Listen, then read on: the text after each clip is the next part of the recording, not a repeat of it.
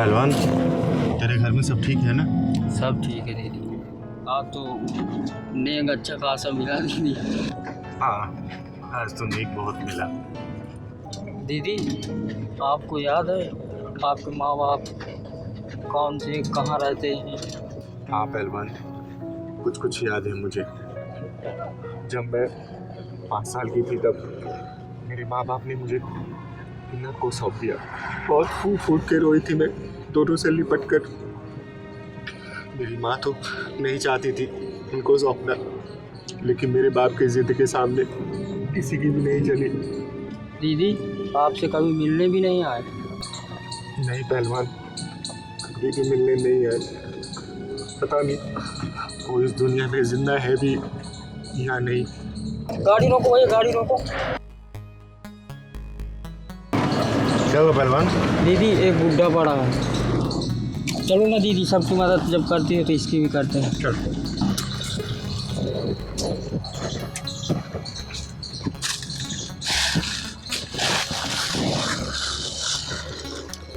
पहलवान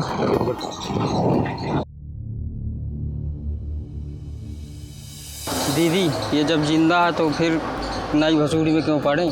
चलो चलते हैं। पहलवान, मैं मरना नहीं चाहती। क्यों दीदी, ऐसा क्यों बोल रही हो? जिस इंसान के अंदर इंसानियत अगर ख़त्म हो गई तो मरने के समान है, इसीलिए मैं मरना नहीं चाहती। सही कह रहे हो दीदी।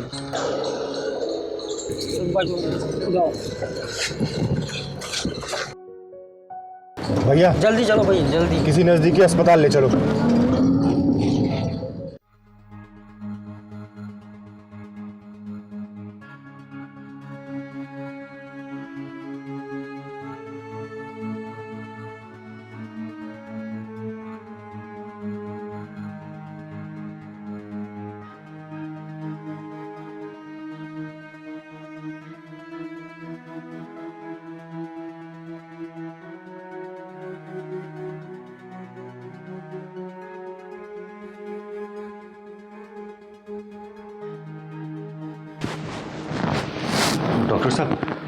डॉक्टर साहब वो ठीक तो हो जाएंगे ना? हाँ हाँ, ठीक क्यों नहीं होंगे। सब चीज़ें नॉर्मल हैं।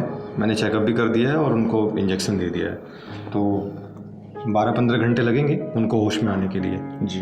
वैसे तुम्हारे कौन लगते हैं ये? डॉक्टर साहब, पिता समान समझ लीजिए, मान लीजिए पिता ही है ये। लेकिन जो इनकी हालत है वो, उससे तो लग रहा है कि इन्होंने काफ़ी दिन से खाना भी नहीं खाया है। डॉक्टर साहब, मैं रास्ते में जा रही थी रिक्शे में तो देखा ये बेहोश पड़े हुए हैं, तो मैं उनको यहाँ पे हॉस्पिटल में ले आई। आजकल के स्वार्थी समाज में आप जैसे लोग भी हैं, आज देख लिया। डॉक्टर साहब, मेरा ये मानना है कि अगर आपको ज़िंदगी मिली है, अगर आपने दूसरे की जान भी नहीं बचाई और मदद नहीं किया तो आपका जीना बेकार है। चलिए कोई नहीं, इनको होश आ जाएगा और आप अगर रुकना चाहते हैं तो रुक सकते हैं, अदरवाइज़ हम लोग हैं यहाँ देखने के लिए। ठीक है? और कोई भी बात होगी तो मैं इसको बता दूँ। पहलवान, तू यहीं रुक जाना, ठीक है? बाबा के पास मैं सुबह आती हूँ। ठीक है। ये पहलवान, बाबा को कोई दिक्कत नहीं होनी चाहिए, मैं सुबह आऊँगा।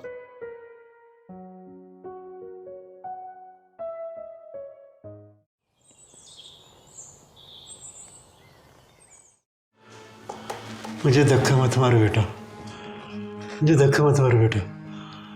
ये दुनिया बहुत बड़ी है, मैं कहीं भी चले जाऊंगा बेटा। मुझे धक्का मत मारो बेटा, मुझे धक्का मत मारो बेटा, मुझे धक्का मत मारो बेटा। बाबा, हाँ, बाबा, धक्का मत मारो। हाँ बाबा, हाँ हाँ ठीक है आप? ठीक है? हाँ। मुझे ये कौन लाया, कौन लाया मुझे यहाँ? आपको एक चिंगारी की एनर्जी लेके आई है। लो, आ गई। यही आपको लेकर आई है। बाबा कैसे हैं आप? अब इनकी तबीयत एकदम ठीक है और आप इनसे बात भी कर सकते हैं। ठीक है बाबा, आप आराम से बैठिए। बैठिए। बस ठीक है। मैं बाहर ही हूँ, कुछ भी जरूरत हो तो मुझे बताना। ठीक ठीक है। बाबा, हाँ बेटा। आप कौन हैं और आप क्या बड़बड़ा रहे थे कि आपको किसी ने घर से धक्का मार के भेज दिया?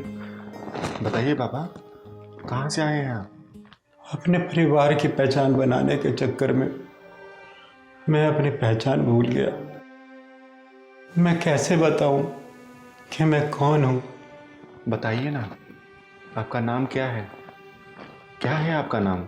अब क्या हूं मैं नहीं जानता, लेकिन कभी मेरा नाम सेठ धनराज हुआ करता था। आप सेठ धनराज है? सेठ धनराज है बाबा? मेरा नाम सुनकर तुम चौंक का पड़ी बेटा। बस यूं ही बाबा, ऐसा लगा जैसे इस नाम से वाकिफ़ हूँ मैं, कुछ गहरा रिश्ता है इस नाम से। मेरी छोड़ो बाबा, आप बताओ आपकी ये हालत कैसे और क्यों हुई, जबकि आप अपने आप को सेठ धनराज बता रहे हो? मेरी बड़ी दर्द भरी दास्तान है बेटा, क्या करोगी सुनकर। अब मैं ठीक हूँ, अब मैं चलता हूँ। रुको बाबा, आप कहाँ जाओगे ये तो बताओ, आपका घर कहाँ है? बेटा, भिखारियों के घर नहीं हुआ करते। बाबा, आप सेठ धनराज से भिखारी कैसे बन गए? बताता हूँ बेटा, बताता हूँ। मेरी शादी के बाद 5 साल तक कोई बच्चे नहीं हुआ, लेकिन 5 साल बाद जुड़वा बच्चे हुए, जिनमें से एक बच्चा किन्नर था। ये बात हमें अंदर तक घायल कर रही थी कि हमारे यहाँ किन्नर पैदा हुआ है। उसे हमें सबसे छुपा के रखना पड़ रहा था, लेकिन 6 साल बाद उसमें कुछ अजीब सा बदलाव होने लगा। इसलिए मजबूर होकर हमें उसे किन्नरों को सौंपना पड़ा।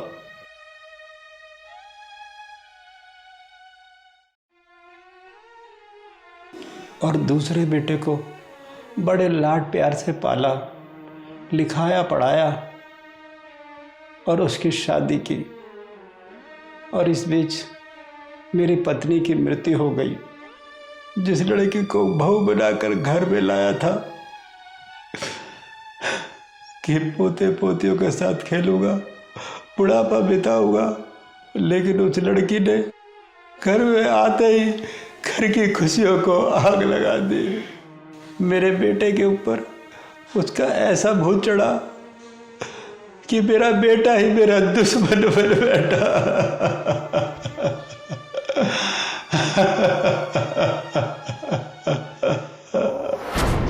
प्रिया बेटा, ज़रा दूध गर्म कर दे, मेरा दवाई खाने का टाइम हो गया है। यहाँ आपका कोई नौकर नहीं बैठा है जो आपकी गुलामी करता रहेगा। आप अपने काम ना खुद करना सीखिए, ठीक है पापा जी? पारस बेटा, देख जरा ये क्या बोल रही है। सही तो कह रही है पिताजी। ये छोटे मोटे काम के लिए आप प्रिया को तंग करते हो। ये जरा बहुत काम तो आप खुद भी कर सकते हो, इतने बूढ़े नहीं हुए हो आप। पारस, मैं ना परेशान हो गई हूँ इस रोज रोज के डिस्टरबेंस से। या तो तुम अपने पापा जी से किनारा कर लो, वरना मैं खुद तुमसे किनारा कर लूंगी। यार मुझे तो खुद समझ नहीं आ रहा है कि पापा जी को हुआ क्या है। दिन पे दिन इनका पागलपन बढ़ता ही जा रहा है। इस पागलपन का कोई तो इलाज होगा ना पारस? खैर, मैं भी मार्केट जा रही हूँ, और मेरे आने से पहले ना प्लीज इस पागलपन का इलाज जरूर देख लेना।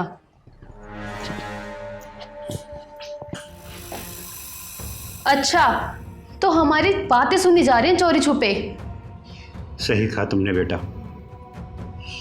मैं पागल ही तो हूँ जो पागलपन में अपना सब कुछ तुम्हें सौंप दिया, सब कुछ पारस के नाम कर दिया।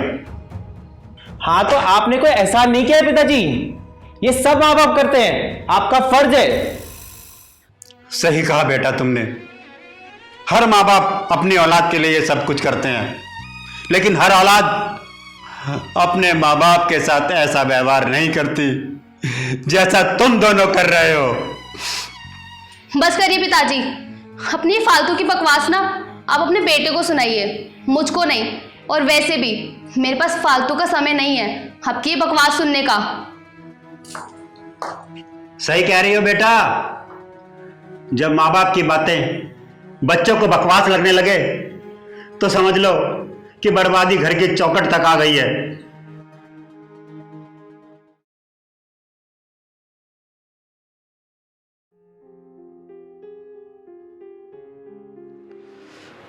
दस बज गए, न जाने ये दोनों पता नहीं कहाँ चले गए।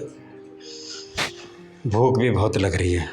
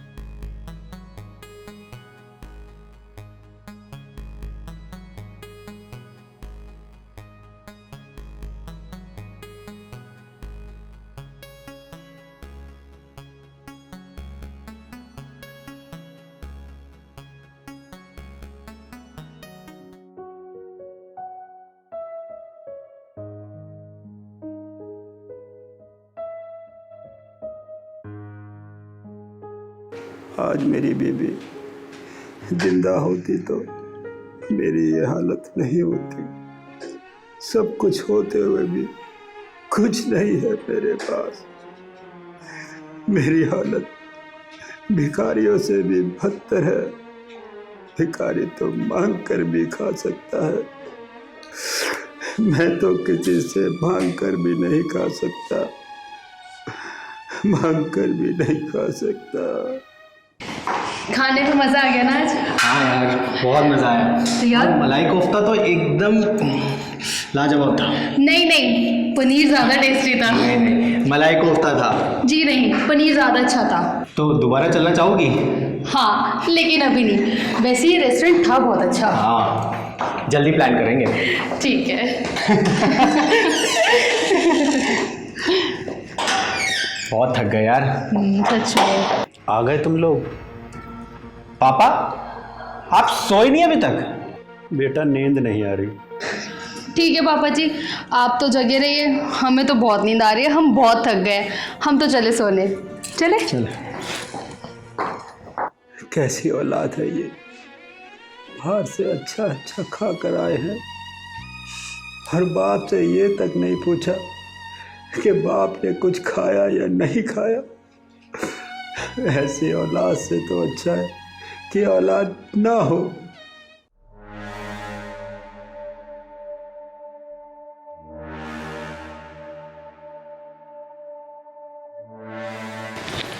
पापा, पापा, पापा जी, ये रात के 2 बजे आप क्या कर रहे हो? आखिर आप चाहते क्या है पिताजी? दिन में तो आप तंग करते ही थे, अब आप रात को भी तंग करने लगे। और ये सब रात को क्या है, 2 बजे रोटी बनाने का नाटक।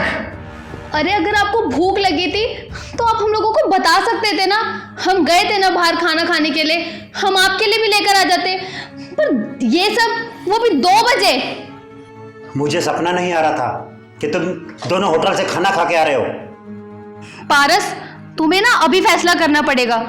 इस घर में या तो तुम्हारे पूजने पिताश्री रहेंगे या फिर मैं, और करो अभी फैसला। सुन लिया पिताजी आपने, प्रिया ने क्या बोला? सुन लिया बेटा, सुन लिया। तुम्हारा मौन और इसका बोलना भी सुन लिया। सवेरे होते ही मैं ये घर छोड़कर चला जाऊंगा, हमेशा हमेशा के लिए। देखिए पापा जी, हम ना सुबह तक इंतजार नहीं कर सकते, आप ना अभी जाइए यहाँ से, जाइए यहाँ से। हाँ पिताजी, सुबह तक इंतजार नहीं होगा, चलिए आप चलिए। बेटा मैं सुबह चला जाऊंगा। नहीं आप चलिए। बेटा मैं सुबह चला जाऊंगा बेटा। चलिए पिताजी, बेटा मत मार चलिए। बेटा धक्का मत मार बेटा। चलिए। बेटा मैं सुबह चला जाऊँ बेटा, रात बहुत हो रही है बेटा। बेटा सुबह चला जाऊँ बेटा, छोड़ दे बेटा, छोड़ दे बेटा।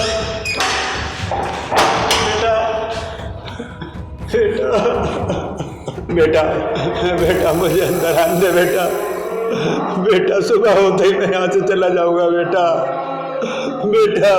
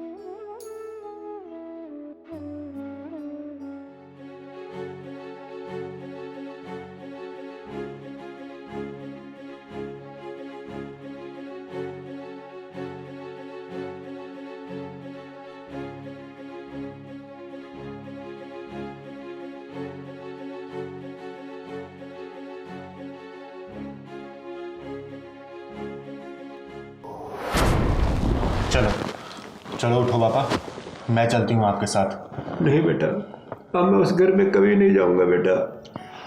वो घर जितना उसका है उतना मेरा भी है पापा जी। पापा जी?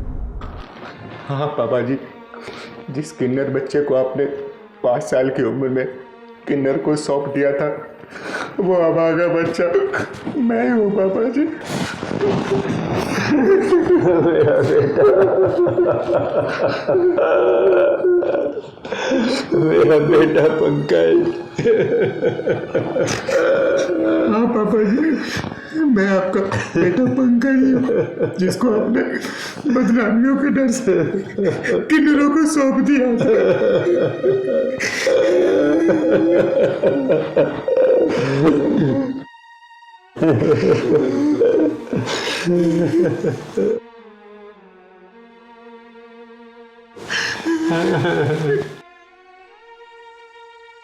मुझे माफ कर दे बेटा पंकज, मैं तेरा गुनहगार हूँ बेटा, मैं तेरा गुनहगार हूँ। नहीं पापा जी, आपको माफी मांगने की कोई जरूरत नहीं है। माफी तो अब वो पारस मांगेगा, आपके कदमों में नाक रगड़ेगा वो।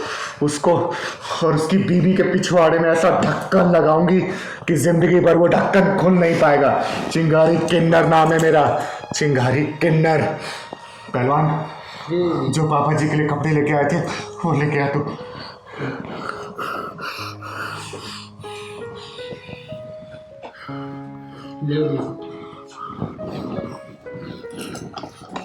लो पापा जी, आपके लिए मैं कुर्ता लाई थी, आप पहन लीजिए और चलिए आप।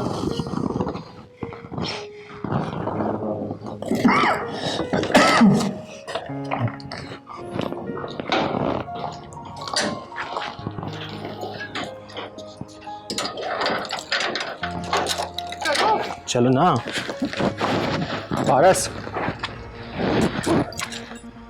कौन है तुम? क्या बदतमीजी है?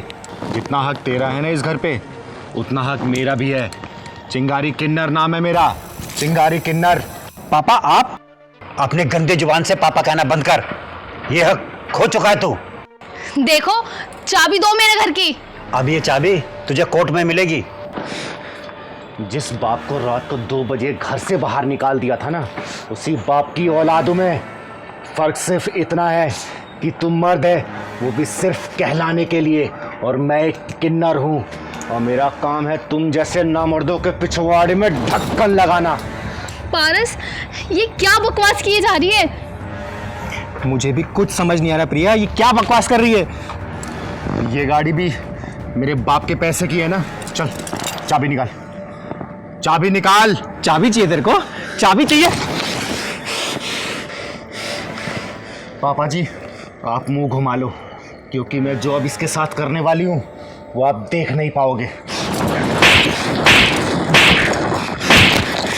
छुड़वाइए ना इन्हें। तो कितना भी शोर मचा ले, आज इसको कोई बचा नहीं सकता। पापा जी बचाओ ना इन्हें, ये क्या कर रही है? छुड़वाइए ना इन्हें। अगर किन्नर अपने पे आ गया ना, इन जैसे हरामियों के बंद ढक्कन को खोलती है। छोड़ दे बेटा, इस कमीने को छोड़ दे, इसको इसके हाल पर छोड़ दे बेटा। देख ले, माँ बाप कभी अपनी औलाद को पिटते हुए नहीं देख सकते। चिंगारी बेटा, सब कुछ इसके नाम कर रखा है, इससे लड़ना बेकार है। और सुन, कोर्ट में दावा करूंगी, आधे हिस्से की हकदार हूं मैं, चाहे उसके लिए मुझे किसी के भी ढक्कन लगाने पड़े। अपना हिस्सा लेके रहेगी ये चिंगारी। माइंडेड। चले पिताजी।